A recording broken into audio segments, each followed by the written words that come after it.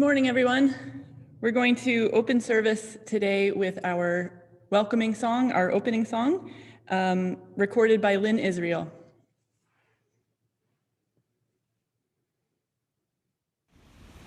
Whoever you are, we welcome you.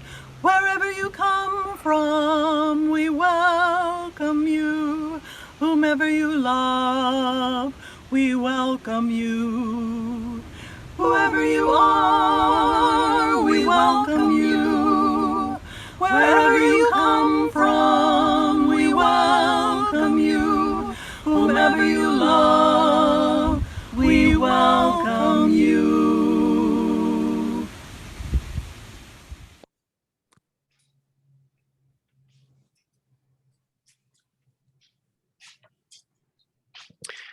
Good morning, everyone. I am Bob Price, and I will be presenting service today along with Megan Rancier. Robin Perry and Kevin McClooney are providing technical assistance. Thank you all so much for tuning in today. We are glad that we can keep in touch and support our community, even if we can't be together in person. Please be aware we are recording this service and it will be posted on our Facebook and YouTube pages. We seek inspiration and meaning from a great many faith traditions and philosophies. We support each other's lifelong spiritual journey, and we encourage work for justice and peace. We value open minds and loving hearts. Here, may our minds stretch, our hearts open, and our spirits deepen.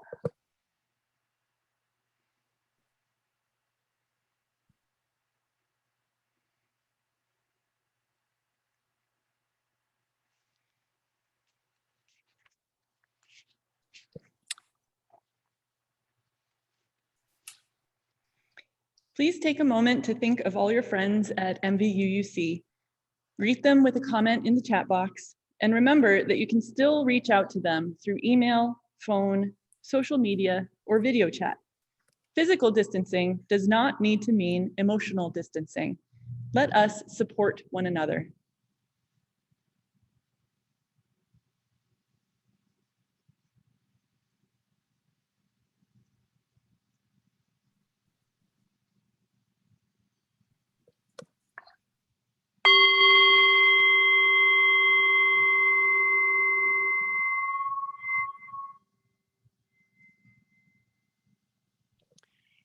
Visitors, as we are a diverse group with varying interests and beliefs, our services are varied in format, tone, and topic. We encourage you to view several services to gain a good understanding of our congregation. If you'd like to receive our weekly email newsletter, please email us at news@mvuuc.org. MVUUC remains committed to supporting our members and friends during this difficult time of social distancing.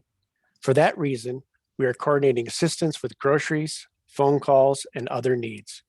If this sounds like something that would be helpful to you, please send an email to sac@mvuuc.org with your name and what kind of assistance you would like to request. Now is the time for announcements. Announcements can be sent ahead of time to services@mvuuc.org to be read. If you have an important announcement now, you can raise your hand by clicking the raise hand button in the reactions tab in Zoom. Then we will announce your name and turn on your mic and camera so that you can make your announcement yourself. Are there any announcements today, Robin? Sure. There are a couple in the chat right now.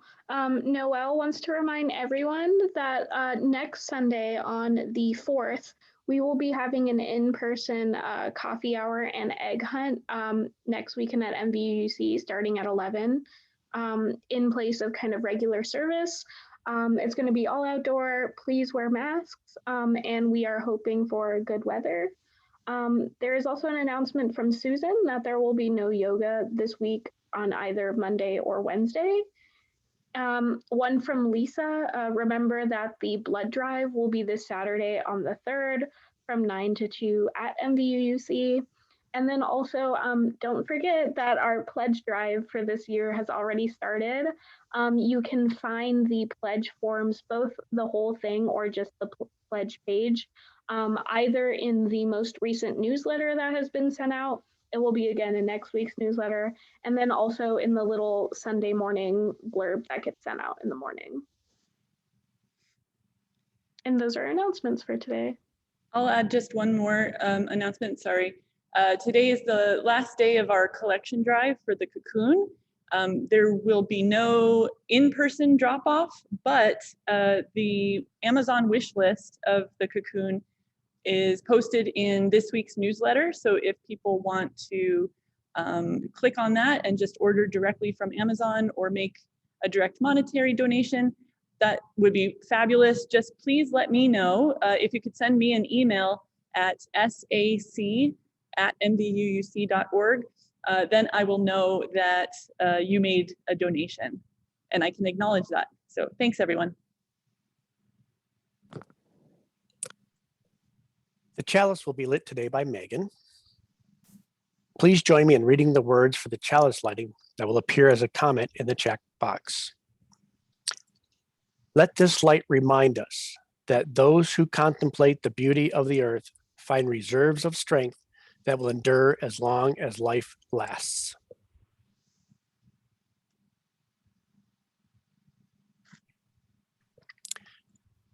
And now let us sing Morning Has Come, number 1000 in Singing the Journey. You can follow along with the lyrics that are shown in the video.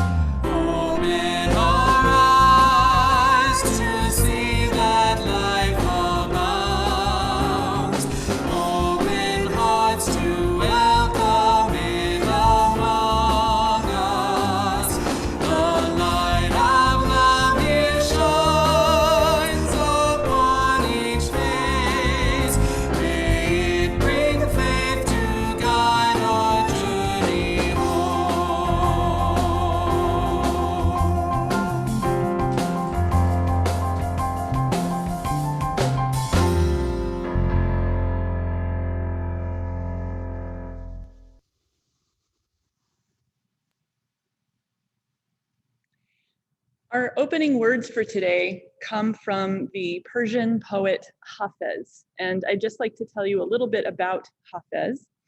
Hafez, whose full name is much longer than just Hafez, but he is known by that name, was a Persian Sufi poet who lived from 1320 to 1389 Common Era. So he was a medieval Sufi poet.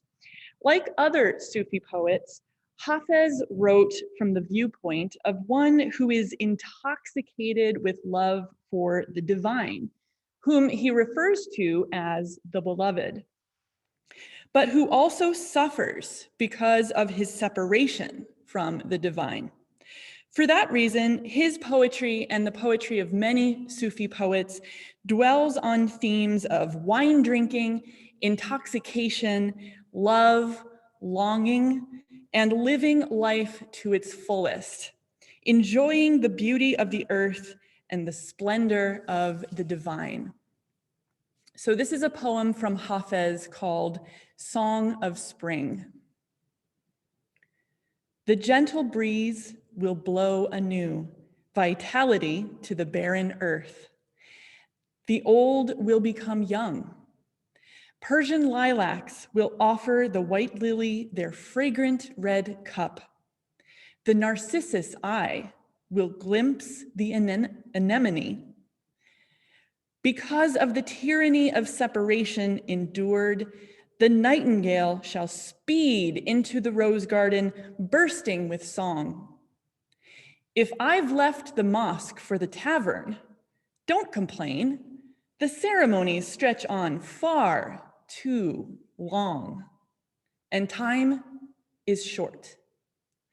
Heart, if you deposit today's joy for tomorrow, you may be left with nothing, for who will guarantee it?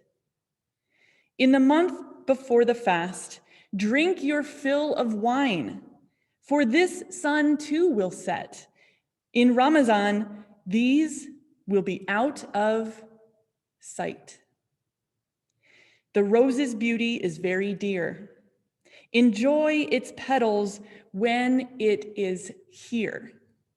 As soon as it comes, it is gone. Minstrel, for this feast of love, sing your melody. No more chatter of the past, nor of the future now. Hafez has made the journey to life for you.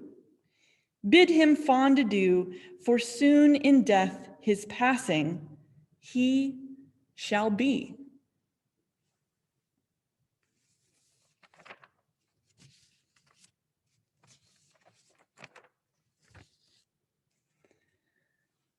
So for my reflection today, I do have a PowerPoint, but I'm not able to shift the slides myself. So Robin, I'm wondering if you might be able to share your screen. Sure, I can do that. Perfect, thank you.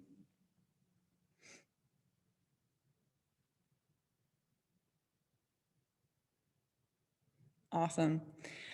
So this past Saturday, and Robin, you can go to the next slide, sorry. We'll work on this. All right, so this past Saturday, March 20th, marked the vernal equinox, when both the northern and southern hemispheres experience an equal amount of daylight. Equinox literally means equal night, meaning the length of the day is equal to the length of the night. Technically speaking, the equinox occurs when the sun is directly in line with the equator.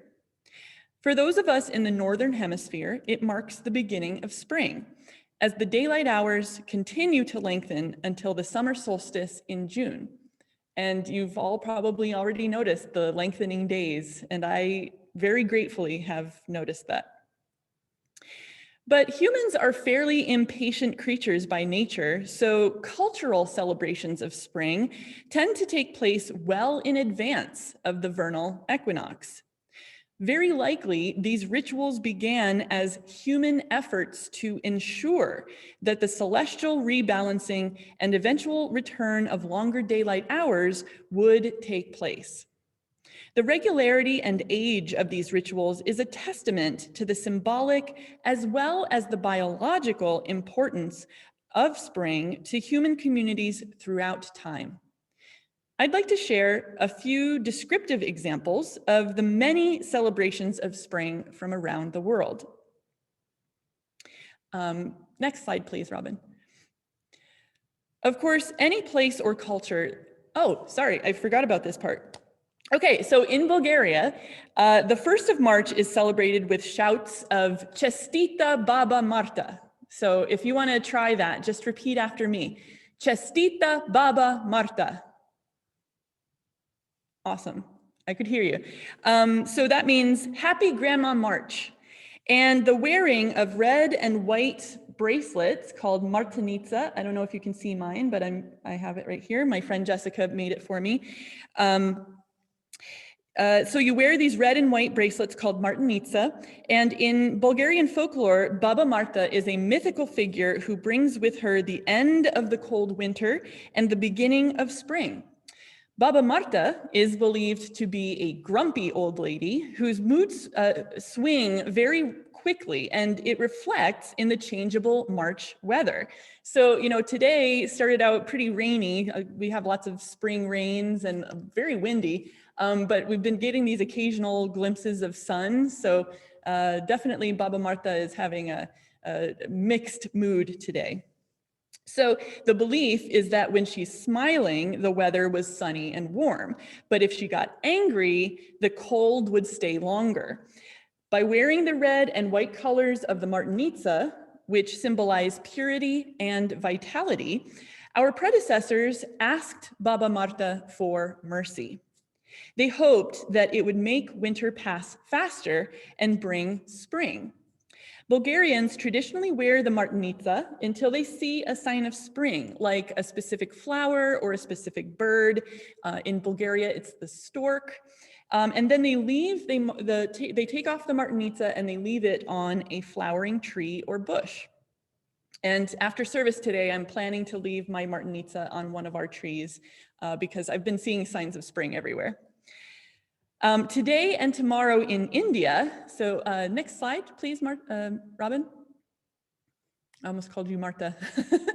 Oh, okay, so today and tomorrow in India, they are celebrating the festival of Holi, and I believe Sarah talked to the kids last week about Holi.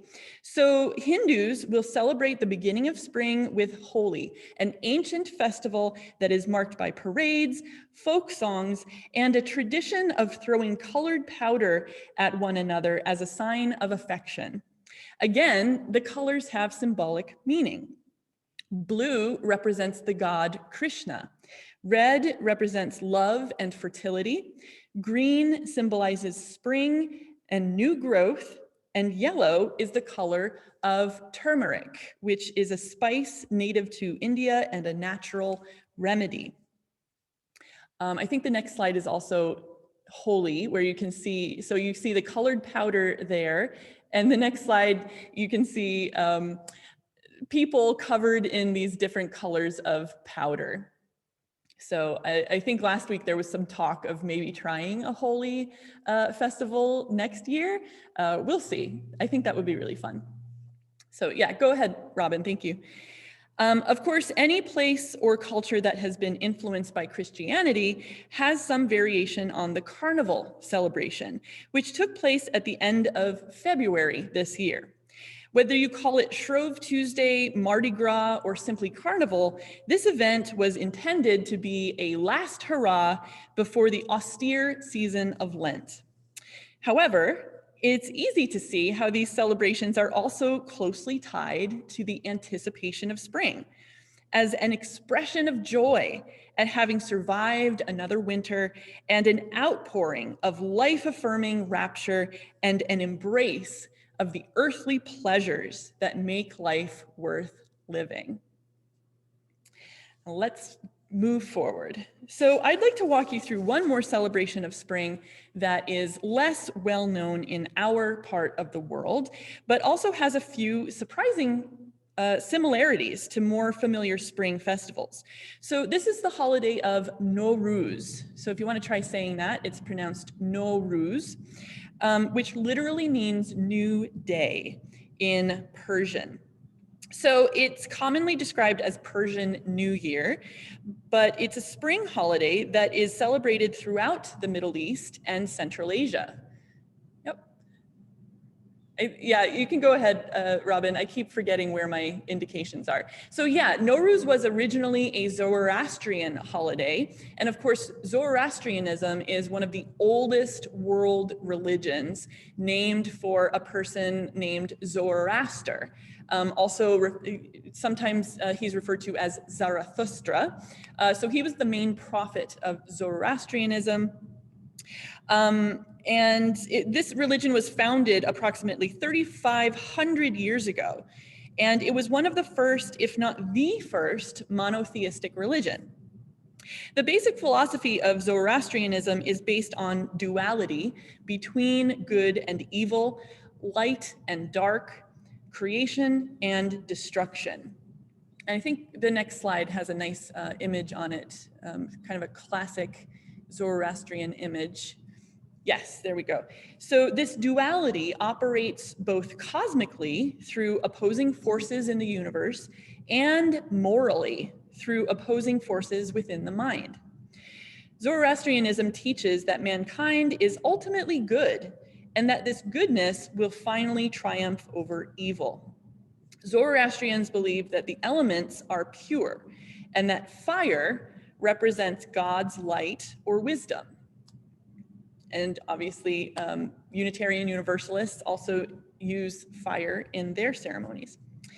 Of course, the Iran of today is very different from the ancient Persia of Zoroaster, but millions of people all over the country and throughout the world have celebrated NOWRUZ both before and after the 1979 revolution that changed the government of Iran to an Islamic theocracy. So this map actually shows you all of the countries in the Middle East and Central Asia where NOWRUZ is celebrated. And let's go to the next couple of slides, Robin. So the next slide will show you a couple of scenes of people preparing for and celebrating NOWRUZ in different parts of the world. So the photo, I'm not sure if it's the left or the right from you, but the photo with the family behind the display, that's a traditional Persian way of celebrating NOWRUZ. And the display they have in front of them, you'll notice, is very similar to the display I have in front of me. This is called the HAFT scene, and I'll be describing that in more detail. The other photograph with the boy in the front, that is in Kazakhstan. So that's the place where I do my research, and they celebrate NOWRUZ just like they do in Iran. Let's look at the next slide. So here are two more places where NOWRUZ is celebrated. I believe it's Tajikistan and Pakistan. So you can see that, you know, some traditions in each of these places are very similar, and some of them are very unique to their respective geographies, their respective cultures. It's kind of like how in predominantly Christian countries, people celebrate Christmas, but they do so in very different ways, right? So let's talk about the HAFT scene. Now, according to CNN, more than 300 million people worldwide celebrate NOWRUZ and have celebrated it for more than 3,000 years. Now, look at all the items that you see people shopping for in this picture. Every year when I do this service, I run around frantically trying to find the right items for my HAFT scene display. Because NOWRUZ really isn't celebrated very much in Northwest Ohio. However, if you are in a predominantly Persian community, so for example, in Los Angeles, where there's a huge Persian diaspora, you can go to certain parts of the city and everybody is selling these items. And absolutely in places where they celebrate NOWRUZ, like Iran, Kazakhstan, Tajikistan, you can find these items very easily. Again, just like you would find tons of Christmas trees for sale in November and December. Okay, so during NOWRUZ, every Iranian home will have a HAFT scene table set up inside. So let's look at the next slide. Oh, that's, okay, so sorry. I think I am a little bit out of order here. Okay. That's totally my fault. So the process of NOWRUZ starts with something called Red Wednesday, where you're supposed to purify yourself. So this is CHAHARSHANBE SURI, or Red Wednesday, and you can see people are leaping over fires. So again, that Zoroastrian belief in the purification ability of fire, the purity of fire. People jump over fires to purify themselves of all the, you know, like maybe bad vibes or bad experiences or, you know, maybe bad deeds from the past year. So as you jump over the fire, let's look at the next slide, Robin. As you jump over the fire, you're supposed to say this phrase, and you can see the Persian and the English here. So in Persian, it's Zardi e man az to Sorki eto azman. So if you want to try that out, Zardi eman azto, sorki eto azman. And that translates to take back my sickly pale or pallor and give me your beautiful red color. Now you're going to notice that red is a very significant color for NOWRUZ. Okay, let's see what the next slide is. Here's our HAFT scene. Okay, so HAFT scene in Persian means 7 S's because the items that are considered required for this display all start with the letter S in the Persian language, okay? So we have 7 required items, each of which start with S, and I'm going to sort of walk you through these items one by showing you what I have in the display in front of me. Now, each of these items not only starts with S in Persian, but they also have symbolic meaning, okay? So let's start with sabze, which is lentil sprouts. And here I have my sprouts. This is actually wheatgrass, but it's the best I could do again, in Northwest Ohio. These are lentil sprouts that people actually grow themselves in a dish, and these symbolize rebirth. You can see the symbolism, right? So these sprouts are these new life, and so the sprouts represent rebirth. Samanu is a type of pudding that is made from germinated wheat, and it symbolizes affluence. So it's this really sweet, rich pudding that actually takes a very long time to make. Now, this is not real samanu. I made some vanilla pudding this morning using vanilla beans that my father-in-law gave me, so I'm gonna be giving this to him later. But the samanu takes all day to make, so it's really sort of a gesture of time and care and love that people put into making this sweet pudding that symbolizes affluence, right? The good life. Then we have senjed. Senjed is the dried fruit of the oleaster tree. Now, we don't have oleaster trees in Ohio, so what I have instead are dates. Dates are very similar to the fruit of the oleaster tree, and senjed, or dates in this case, they symbolize love. So they're sweet, just like love. Seer is garlic, and garlic symbolizes medicine. So those of you who like garlic, you probably know the health benefits of garlic. So that's seer. Then we have seeb. Seeb is apple. And you can see I have this lovely red apple this morning. The apple symbolizes health and beauty. So just like we say, you know, an apple a day keeps the doctor away, there you go. And the red color, of course, is very important for NOWRUZ as well. Somak. So somak is another thing that's a little difficult to get in Ohio, but you can get it in most Middle Eastern markets. It's a spice, a seasoning. It has sort of a very tart flavor. And this symbolizes the color of the sunrise. So again, we have that red color from the sumac. Then finally, our 7th S is serke. Serke is vinegar. And vinegar symbolizes age and patience because, of course, it takes a long time to make vinegar.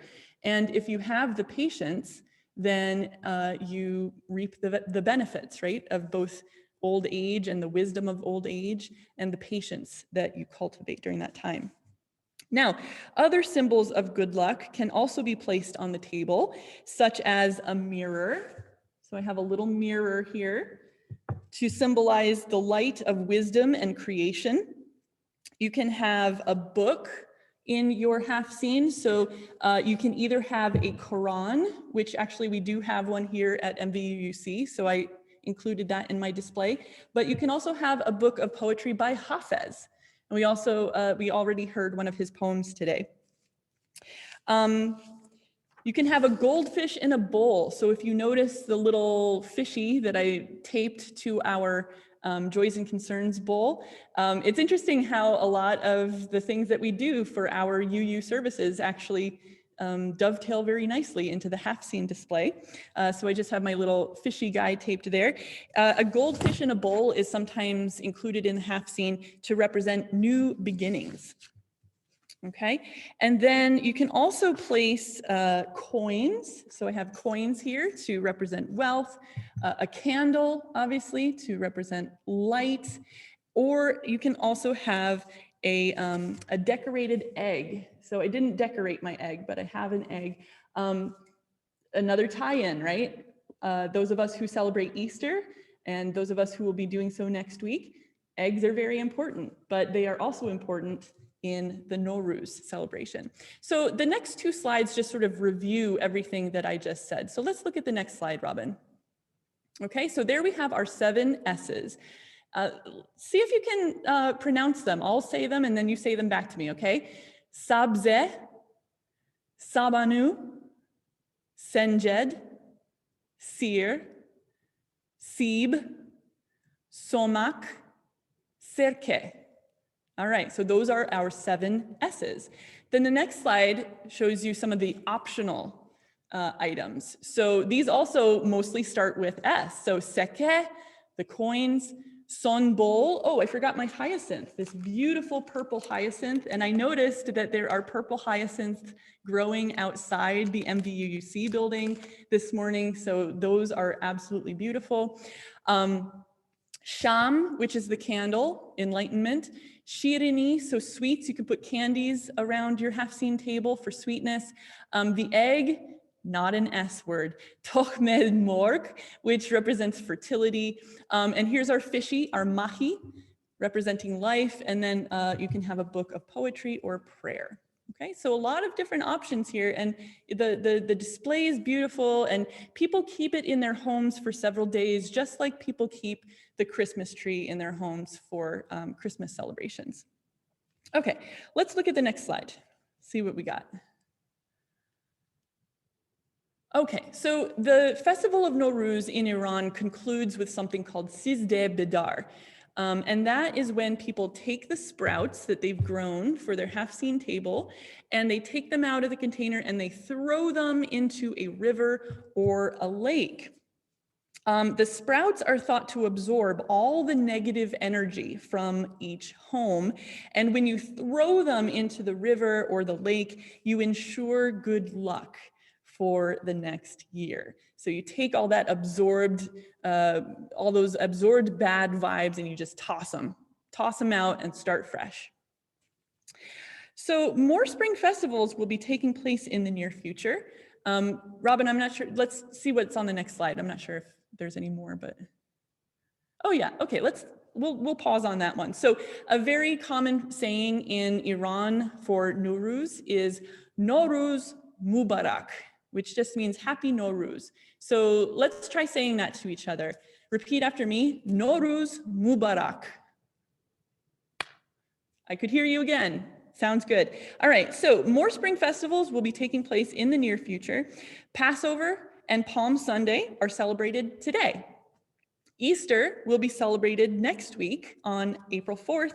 And in Japan, the Sakura cherry blossom season began in mid-March with the full bloom of cherry trees in Tokyo and will last until early May. So we're not done celebrating. So I hope that even as many of us are spending more time indoors out of care and concern for each other, you can still celebrate the arrival of spring in small ways. Watch the squirrels play outside your window.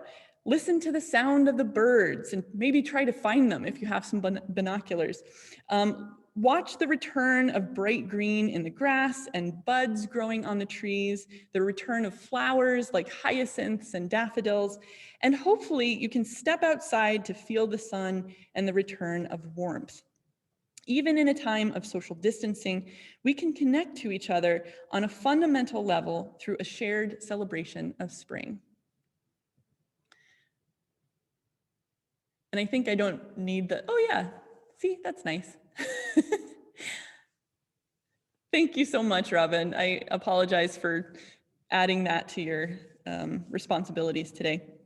I'm just going to present a very brief UU principles connection, and hopefully now that you're not looking at the PowerPoint, you can see more clearly all the items that I have here in my HAFT scene.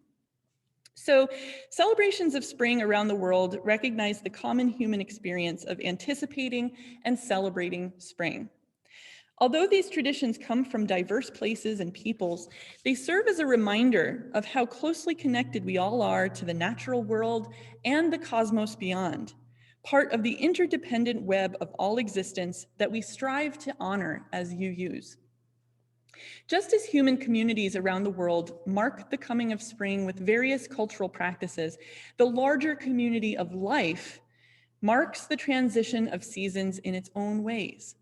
Buds and flowers appear on the trees, sprouts shoot up from the ground, birds migrate north, and hibernating creatures reemerge from their dens.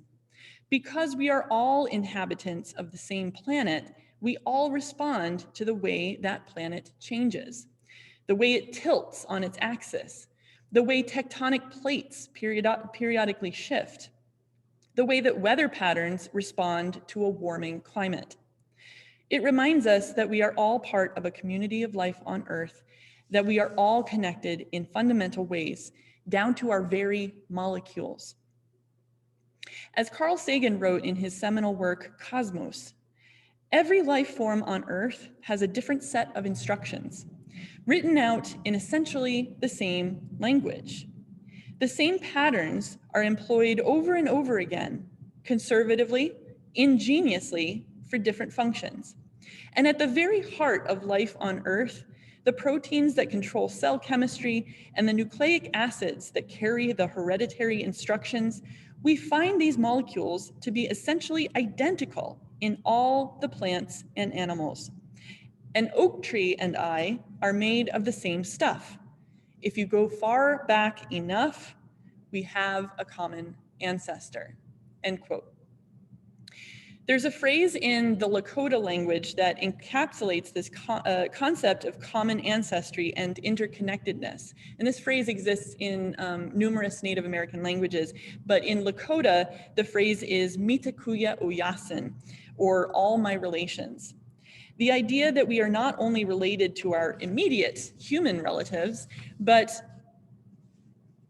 also to our extended human family and to the larger community of the natural world around us. What affects one of us affects us all in ways that are both immediately noticed and barely recognized. Mitakuya Oyasin also resonates very closely with our own seventh principle, to recognize and respect the interdependent web of all existence. So in closing, let me invite you to greet the spring season with the awareness of your connection to the world around you, to feel wonder at the ways that the human, plant, and animal worlds respond to the lengthening days and warmer weather, and to remember how much we share in common with all our relations. If you find that you're not able or interested in leaving the house for any reason, or if you're simply interested in observing the processes of new life emerging around us, I encourage you, I'm going to share a resource here. I encourage you to check out the Falcon Cam, and that link is now in the chat box.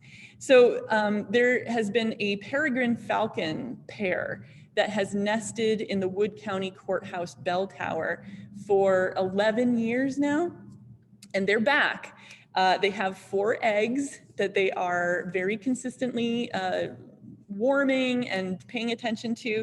And I just have to mention this because this live stream really helped to keep my spirits up during the early scary days of the pandemic last year. And it quickly became a source of hope, joy, and a simple distraction when I needed it. Hopefully, you and your family will enjoy watching the family of peregrine falcons as it continues to grow. And I hope these beautiful creatures can provide you with inspiration and celebration of spring. Thanks. Now more than ever, we are counting on your pledge payments and donations to help sustain and strengthen this congregation. That is so important to all of us. Supporting our efforts to be a community of love, truth, justice, and service. Please click on the link in the chat box or scan the QR code and be sure to select the correct designation on the drop box down box when you donate. Thank you.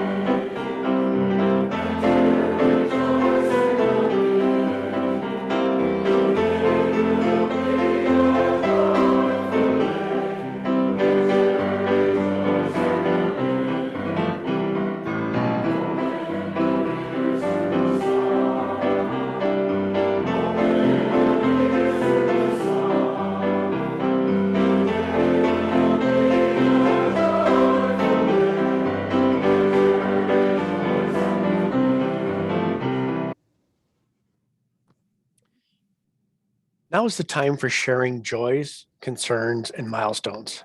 Robin, please pause the recording to the portion of this service. If you'd like to share and to represent all the joys and concerns still in our hearts. Robin, you can please resume recording. And now let us sing hymn number 21, For the Beauty of the Earth. You can follow along with the lyrics that are shown in the video.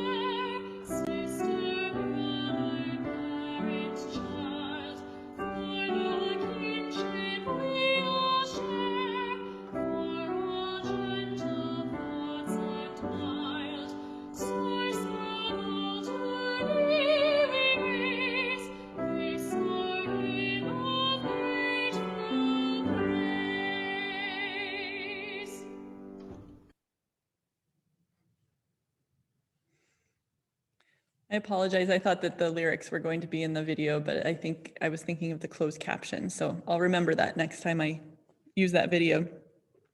Our closing words for today are titled In This Time of Anticipated Spring by Teresa Cooley. In this time of anticipated spring, let us allow ourselves to extend the anticipation, to value the time of budding before blooming, of seeding before sprouting. This is a time of revelation, the revealing of that which is eternal, which we see every year, but still need to be reminded to see it in a new way. There is also the revelation of that which is new. Every spring, we encounter something never before seen. It is that very newness which embodies hope and potential for the wholeness which is yet to be. Let us allow spring to unfold slowly, that we may appreciate the true mystery of rebirth and renewal.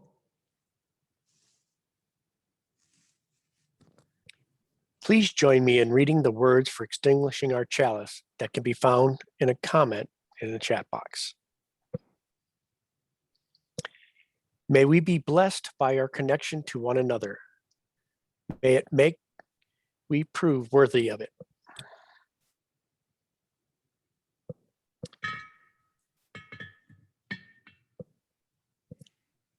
After service, we will turn on all videos and mics. Feel free to stay in Zoom and chat with your fellow MVUUC members and friends for our coffee hour. Please be patient, as turning on the cameras must be done one at a time, and it can take a few minutes to get to everyone. And now for our closing song. Let us sing "Go With the Song in Your Heart." You can find the words as a comment box in the Zoom chat box.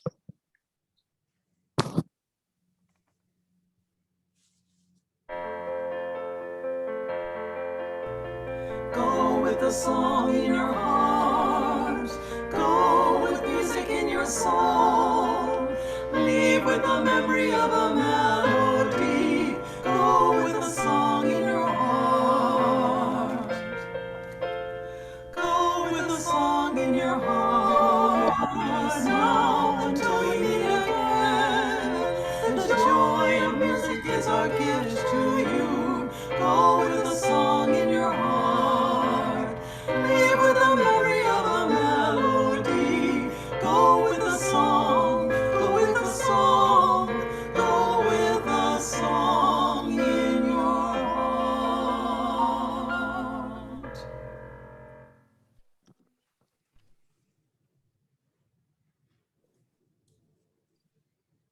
That is the end of our service, but please stay for our virtual coffee hour that follows.